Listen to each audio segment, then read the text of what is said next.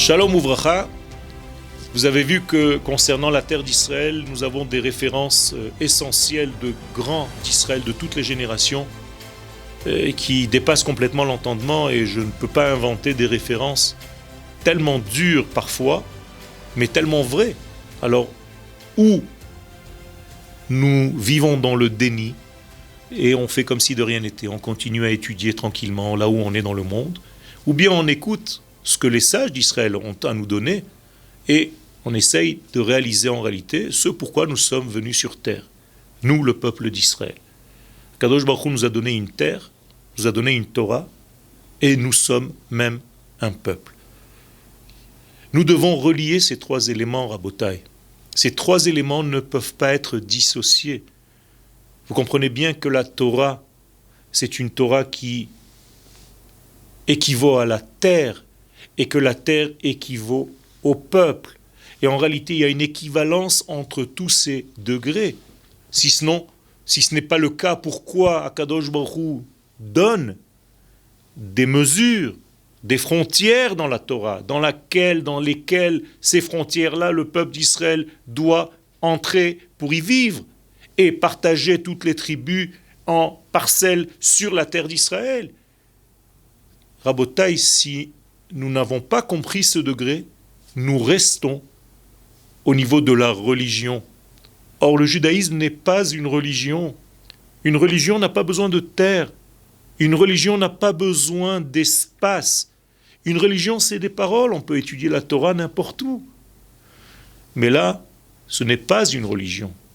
Le judaïsme est une nation qui a été créée pour être le vecteur des valeurs divines dans ce monde. Et Akadosh Baruch Hu nous dit clairement par quel élément de ce monde ce passage doit se faire.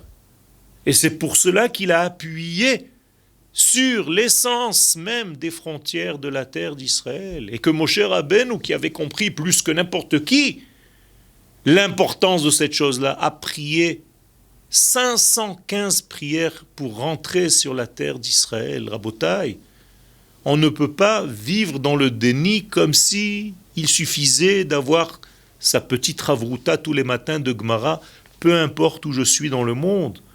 Non. Akadosh Baruch Hu nous a créés en tant que peuple. Il nous a donné la Torah en tant que peuple. Et c'est en tant que peuple qu'il nous demande d'agir, pas en tant qu'individu.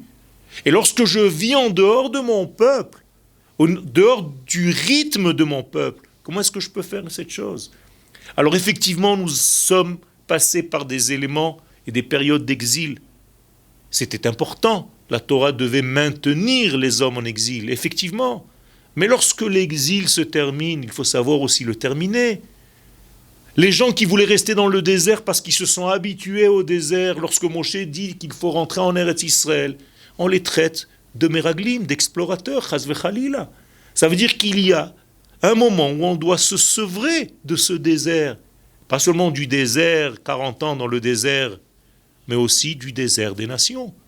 Et aujourd'hui, il est grand temps de rentrer à la maison, de rentrer sur la terre pour commencer réellement à remplir notre fonction de peuple au sein des nations du monde. On a apporté de la lumière, on a des messages à donner. Et il y a des retardataires, si je peux jouer sur les mots. Eh bien, il faut combler ce manque. Et j'invite mes frères avec beaucoup d'amour à venir rejoindre parce qu'on a besoin de vous.